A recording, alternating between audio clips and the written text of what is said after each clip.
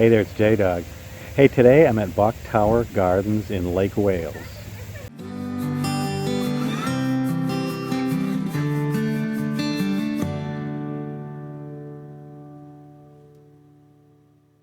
I'm here with my wife. My wife's a flower person, and we're staying just near Orlando here for a couple days on our way home.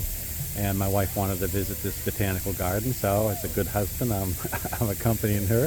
I'm not really a flower guy, but I thought while I'm here, I'm a video guide, make a little video so I could share with all of you what it's like at Bok Tower Gardens. Well, this is the entrance to Bok Tower Gardens here in Lake Wales. Should be interesting, highly recommended by my wife. This is the map. It's quite a big botanical garden. Like I said, we just got here, and I'm a newbie. So we're right here, and I suppose we're going to go all around on this hiking path here.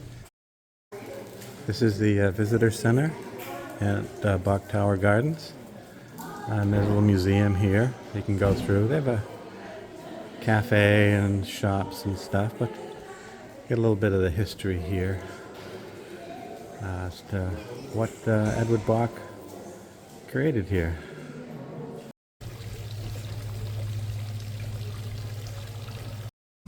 So a little history of Bok Gardens. Edward Bok bought this property back in the 1920s. He came from the Netherlands. He was kind of an immigrant and have meager beginnings, but he really wanted to preserve this place as a wildlife and bird sanctuary.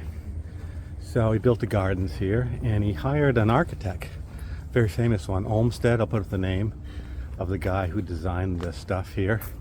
But they built this on top of a hill here in Lake Wales to preserve the local area so they wouldn't develop it. And you'll see here, it's beautiful gardens, and there's a historic house here that we're going to show you, as well as a bell tower. That's quite something. I guess this is the entrance to the house we're going to be going into. We bought tickets to take the house tour. These live oaks are really big, nice. Here that shade the house. Yeah, look at the tree, really incredible. Another view of those trees. Pretty incredible. This is the entrance to the house.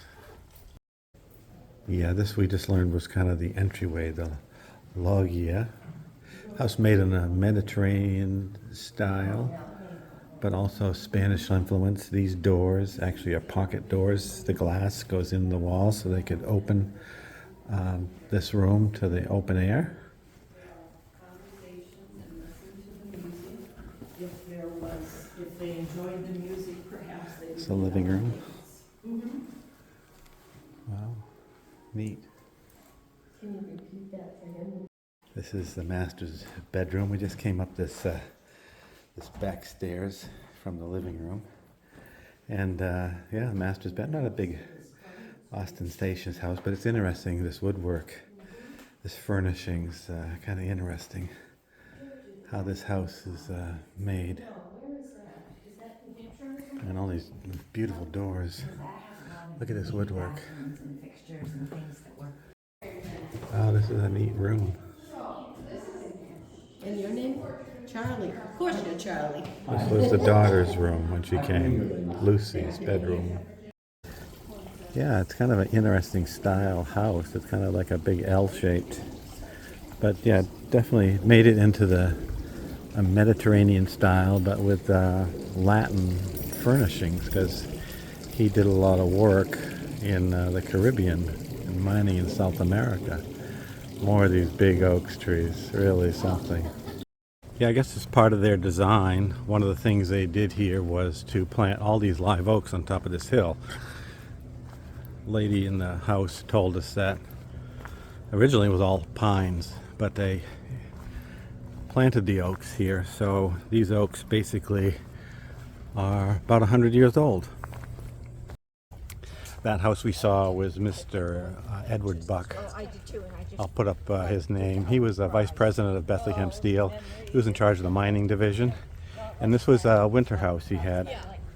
that he had it built as a retreat, and he used it maybe 6 or 8 weeks a year, a couple months, to kind of get out of Pennsylvania, come down here. But yeah, the botanical gardens, and a lot of natural vegetation to the area. The trees are really spectacular.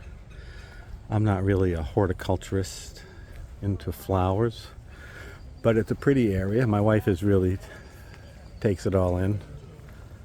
You can see one of the highlights here on the property is this massive bell tower that he had built.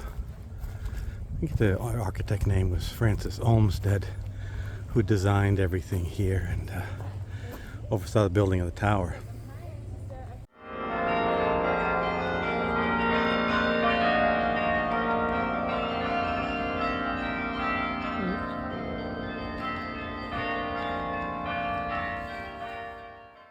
Pretty impressive base here,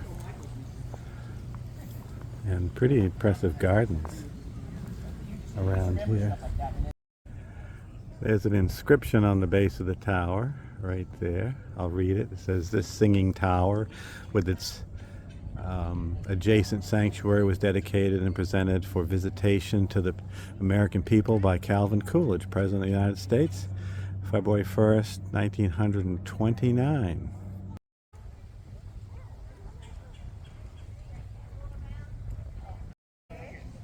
Yeah, here's this brass door in front of the tower.